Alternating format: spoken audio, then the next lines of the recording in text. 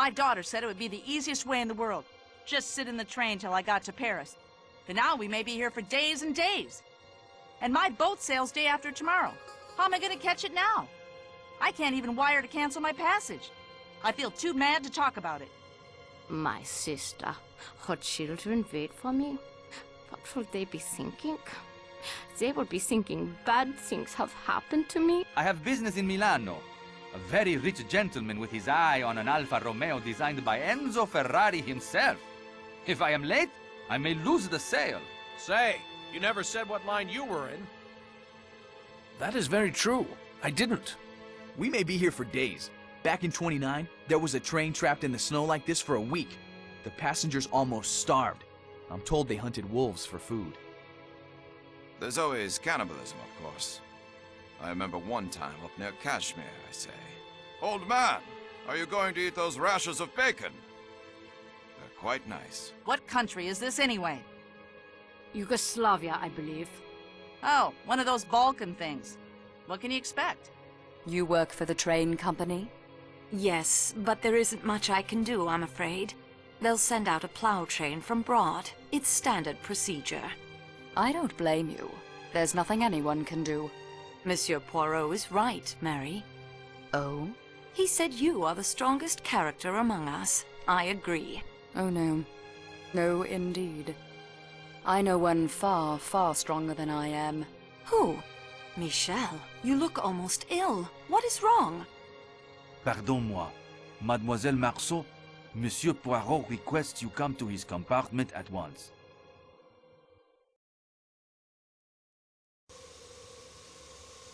What has happened, Monsieur Poirot? Murder, mademoiselle, of the most savage nature. I have ordered all of the train doors to the outside to be sealed, with the exception of the rear door of the Athens-Paris coach, so that the engineer and fireman of the train may keep the engine's boiler provided with the coal.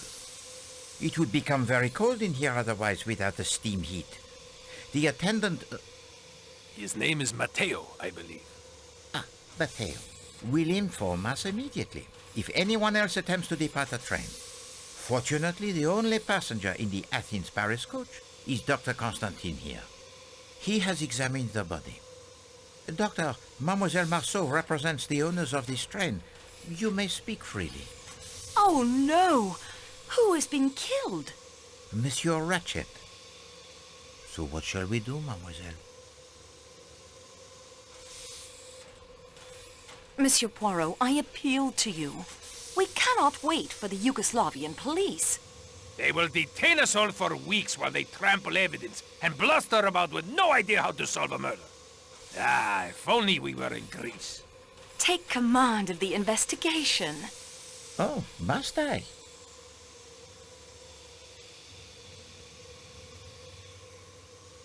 We both know the longer a crime goes uninvestigated, the more difficult it becomes to solve. Ah, yes, of course, I remember. You are the student of crime. And what you say is very true. All the same. You can be on your way to your important case in England. We can avoid delays, annoyances, and 1,000,001 inconveniences for all the passengers. I am addressing an important medical conference in London in 2 days. Oui, c'est vrai. Any additional delay would be difficult. Monsieur Poirot, my job isn't much, but it's all I have. The avalanche, your injury, now a murder. If it isn't solved, I will lose my job. No, you cannot be blamed. I will have a word with Marcel. You have my guarantee that he will not fire you. Solve the mystery. All we need say when the police arrive is, here is the murderer. Mademoiselle, use your own powers of observation. Alors Poirot, he is confined to bed in the most serious of pain. How can he take command of anything? In my scrapbook, I have a quote from you. How does it go? To solve a case, a man has only to sit back in a chair and think. Use the little gray cells of your mind. I have often used the murderer's own words to spring my trap. And now I am caught by my own. Well done. Eh bien, mademoiselle, I will do what I can. I ask only that you do my legwork. This would appeal to you, I think. You know it would. I will issue to you the challenge I once made to my friend Captain Hastings. accept, and we will play a little game between ourselves. You will need to use your own little gray cells as much as Poirot. And in the end, we will see if the student of crime is ready to graduate. Refuse? I will guide your investigations much more. Either way, the crime, it will be solved. It is an important decision you must make now before we proceed. I will not ask again. Do you accept? I am honored. I gladly accept the challenge. Excellent. Now, if you reach an impasse, think only, what would Poirot do? Imagine that I am there beside you, offering counsel. It may help. So, we begin. Dr. Constantine, take her next door.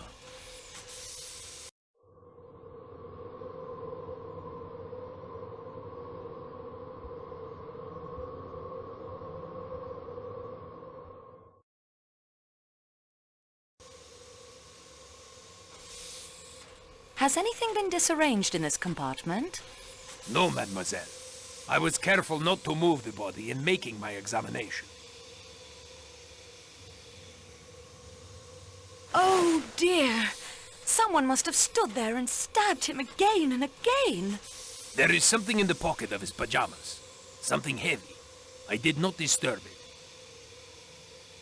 Egg. 115. That agrees with my calculations.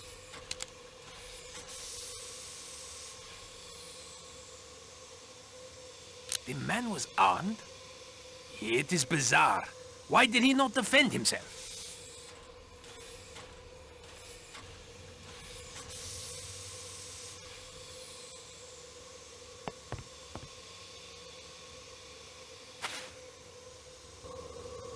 I did not close the window despite the chill. I thought there might be fingerprints, and the cold, of course, helps preserve the body.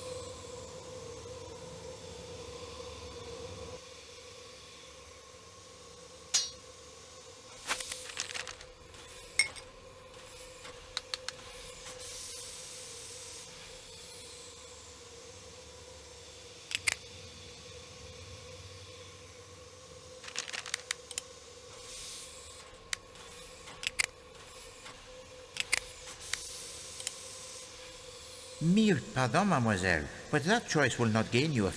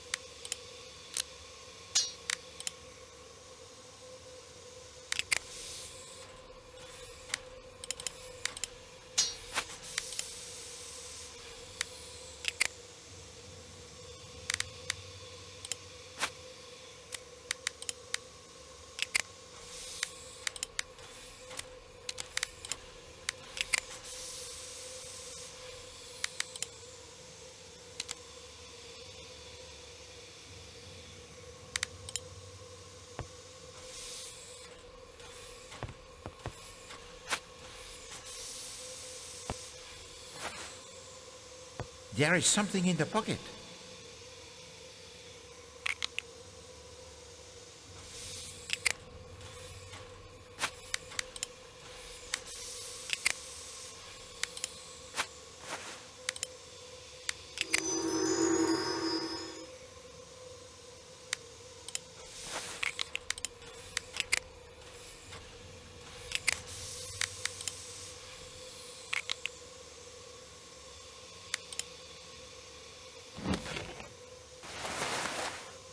Regardez, mademoiselle.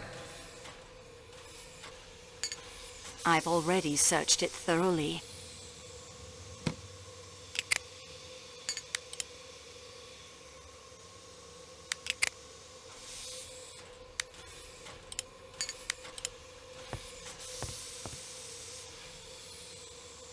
How many wounds are there, Doctor?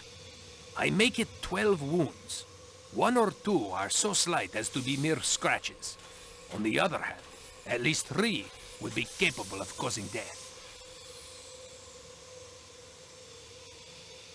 Some wounds seem to have bled more than others.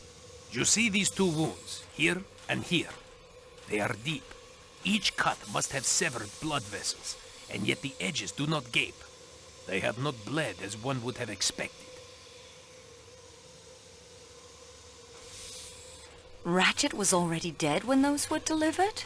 Some little time dead. The murderer returned to make certain Ratchet was dead? The idea is an absurdity, of course. Even one with no medical knowledge would have been able to tell the man was already quite dead. The wounds are scattered all over the torso. Yes, and you see this wound here, under the right arm, near the right shoulder. Could you deliver such a blow? I have a pencil if you would like to try it. That won't be necessary. How do you account for it? A left-handed murderer could strike there easily. But of course, that blow was almost certainly struck with the left hand. Yet some of these blows are just as obviously right-handed. Ratchet thrashed about as he was dying? On the contrary, he lay completely composed. The bedsheets are not disarrayed at all. The murderer had unusually long arms? Please let us not stray into the land of Poe with his murderous apes stuffing young girls up chimneys. I know something of apes. They kill by pummeling or crushing, not whittling away at their victim.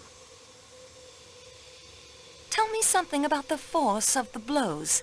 Some were struck with a terrible ferocity as to drive the knife through hard belts of bone and muscle.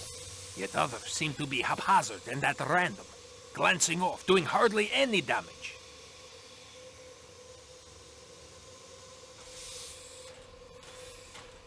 Perhaps the killer was uncertain at first, then was overcome with a bloodlust. Or perhaps the killer tired of his exertions, weakening, yet still enjoying himself too much to leave off. Could there be 2 murderers? Perhaps. Some blows could have been struck by a strong man or very athletic woman. Others are weak. A frail woman, perhaps. Someone striking with their eyes shut? In a blind frenzy? And struck so many times with their eyes closed to make sure they had managed to hit a vital organ or 2? Can you estimate the time of death? It is difficult to say exactly in these matters. The open window, the cold, you understand, complicates an estimate. But I think I can say definitely that death occurred between midnight and 2 in the morning. Good day, monsieur.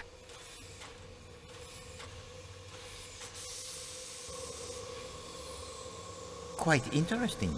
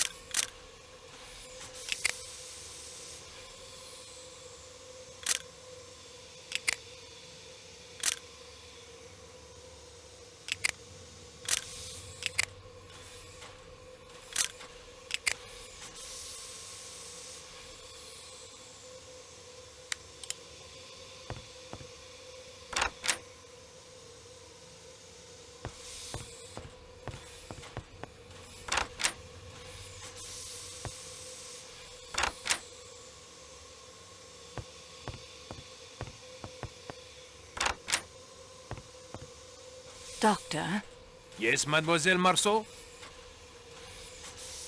I'm going to update Monsieur Poirot on my progress. Will you make sure the scene of the crime remains undisturbed? Certainly. I will remain vigilant. Thank you. Monsieur Poirot.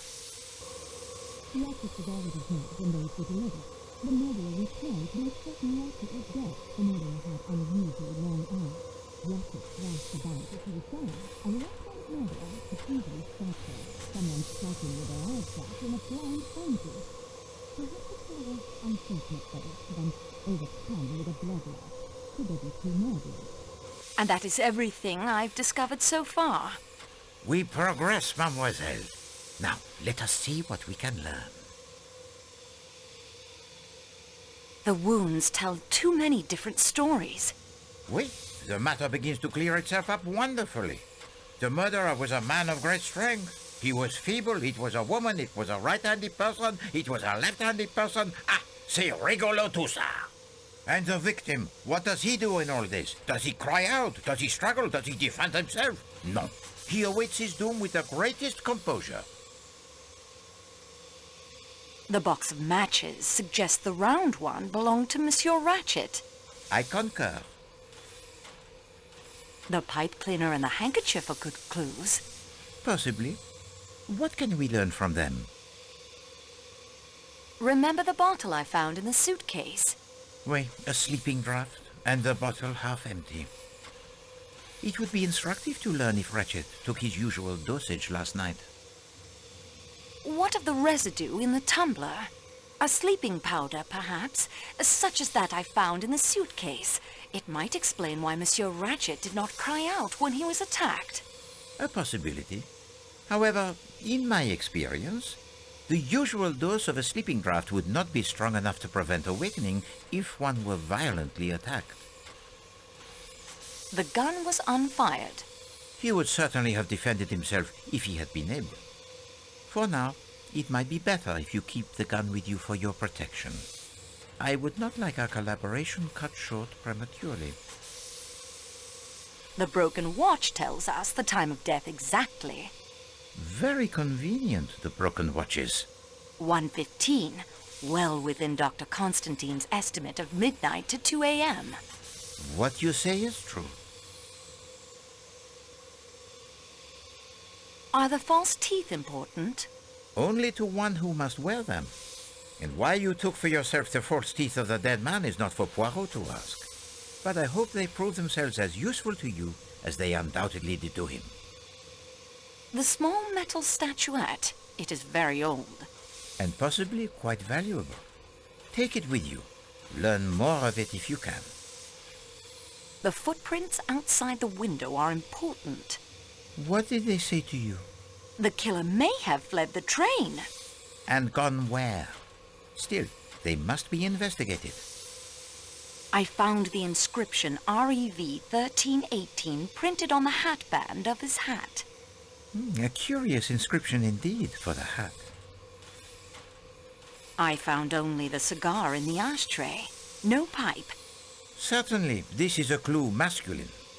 Monsieur Ratchet smokes the cigar, lighting it with a round match, and someone else, still to be determined, smokes the pipe, lighting it with a flat match. The letter H can help us find the owner of the handkerchief. A clue feminine, so dainty, and to have the letter embroidered upon it is so convenient. One cannot complain of having no clues in this case. If a man killed Ratchet, After the sociable smoke, then the woman came in later, not noticing he was dead, and attacked him as well. also not noticing that she had dropped her handkerchief. Very fortunate for us that she was so unobservant. The burnt paper could be significant. What strikes you as most important?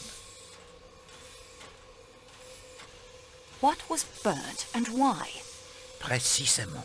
But the paper is impossible to read. It is possible that some of the writing on the paper can be made legible again if the scrap can be protected, flattened, and held firmly in place while the heat is applied. I will need something with which to handle the paper most delicately, 2 objects of metal netting that we can place it between, and a source of constant heat. Collect for me these items, and we will see what we shall see.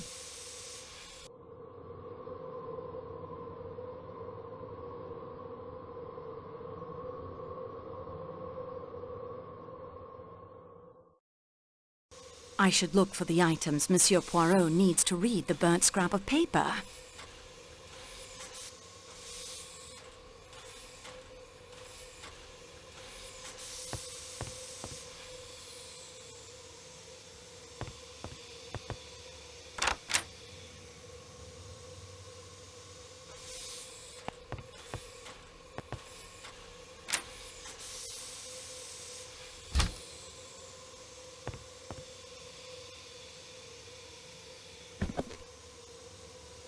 The hat frame must be of wire mesh, a type now out of fashion.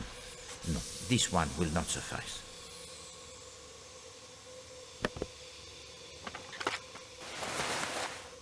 Quite interesting.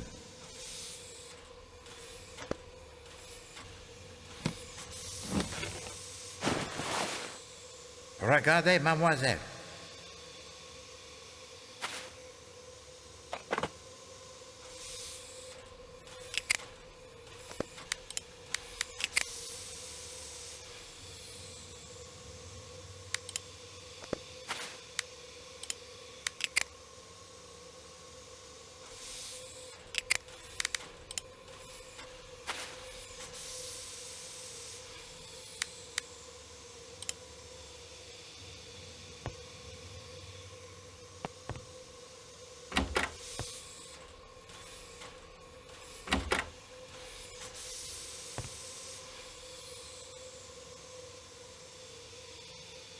It's locked fast.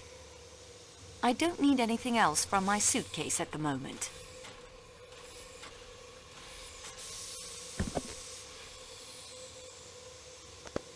Perfect.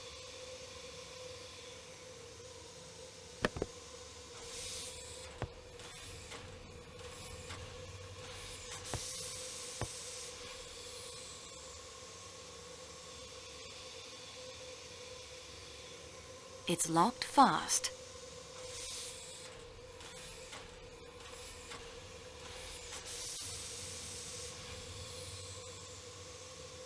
I don't need anything.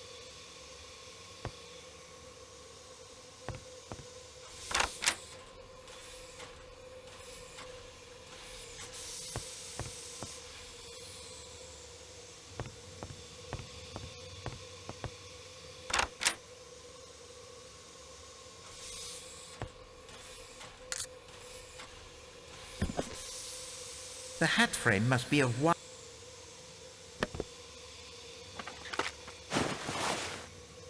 I'll put this into my scrapbook so I can take a closer look at it later.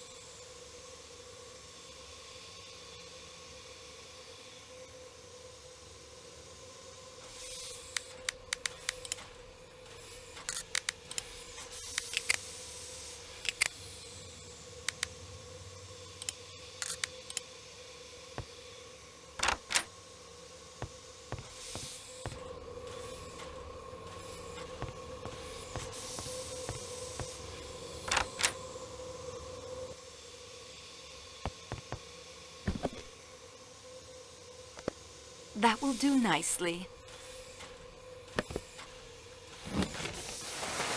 This looks like a puzzle box. Let me see if I can get it open.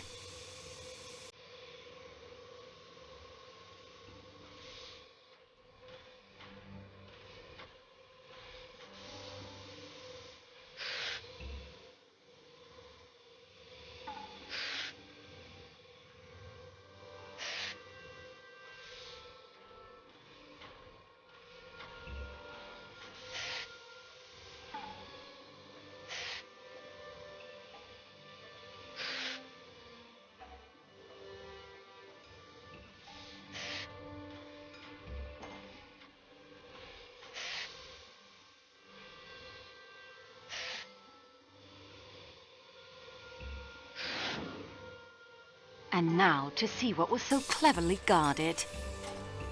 I'll only keep this as long as I need it. I'm no thief. I've already searched it thoroughly.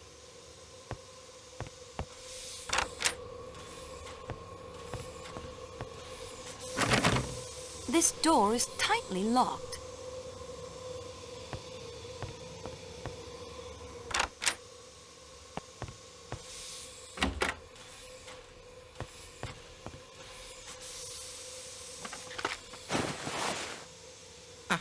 A single pipe smoker aboard, and all roads lead to him.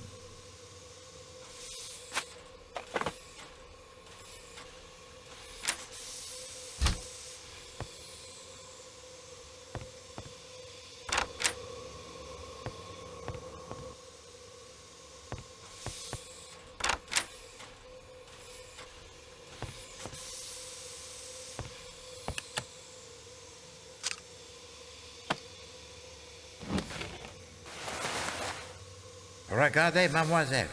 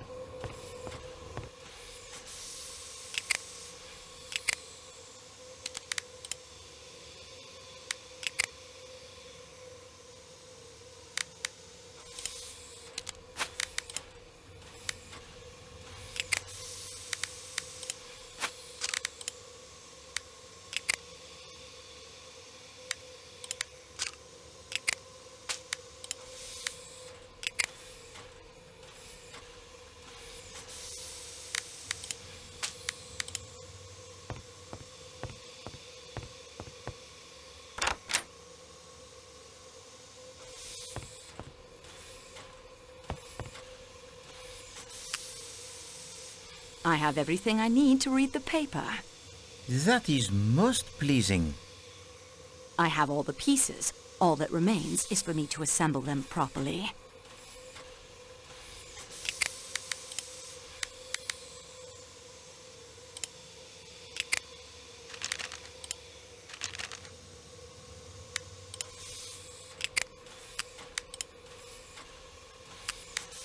The curling tongs have the burnt paper firmly but delicately in their grip.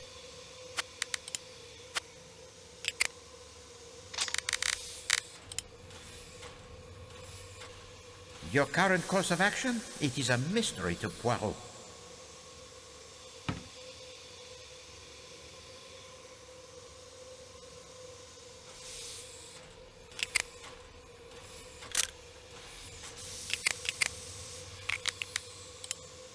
My heat source is now in place.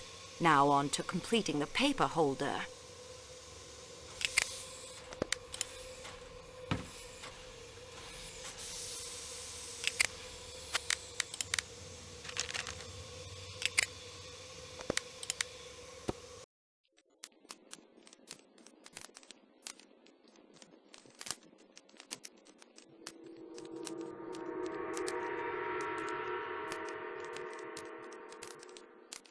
Daisy Armstrong, c'est ça. I now know the real name of the dead man.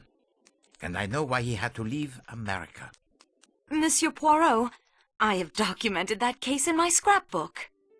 I remember well the case. 10 years ago, Colonel Armstrong was an Englishman. He married the daughter of Linda Arden, the most famous tragic American actress of her day. They lived in the city of New York and had one child, 3 years old, whom they adored. 2 men snatched Daisy from the arms of her nursemaid. The police were convinced that the young woman had some knowledge of the crime and questioned her relentlessly. The enormous ransom was paid, but 2 weeks passed with no word from the kidnappers. And then there was a break in the case. 2 brothers named Perkinson were identified by witnesses and tracked to a farmhouse somewhere outside of the city. The Perkinsons were arrested at the farmhouse where they and a woman not identified had been hiding. They were tried and convicted. At their trial, they implicated Cassetti, not only as the mastermind of the scheme, but the man who shot the little girl. The tearful testimony of the Perkinson brothers surprised many. but they admitted their guilt. And in America, the crime carries the maximum penalty. During the sentencing, the Perkinson brothers tried to make the escape. Jeffrey was captured, but not his brother Robert. And Cassetti had vanished without a trace. Madame Armstrong gave birth to a dead child born prematurely, and she herself died. The evening after the double funeral, a broken-hearted Colonel Armstrong returned to the family brownstone on Park Avenue, locked himself in his study, and shot himself. A body was discovered in the New York harbor shortly after Jeffrey Perkinson died in the electric chair. It was identified by a relative as Robert Perkinson. If he was a suicide or killed by Cassetti, was never known. Cassetti was still at large, seen now here, now over there, and still more tragedy was to follow. The police refused to believe the hysterical denials of the poor girl, hoping she might lead them to Cassetti. In a fit of despair, the poor girl threw herself from a window and was killed. It was proved afterwards that she was absolutely innocent of any complicity in the crime. Cassetti was the man, there can be no doubt. He had used the same methods in the past. Hired men down on their luck to do the dangerous work, but taking most of the ransom for himself, and always killing the victim if the police were closing in. He had many enemies, that one. I cannot regret that he is dead. I agree with you, mademoiselle.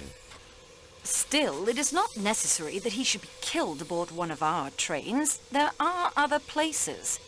Indeed. The investigation continues. And we progress, no?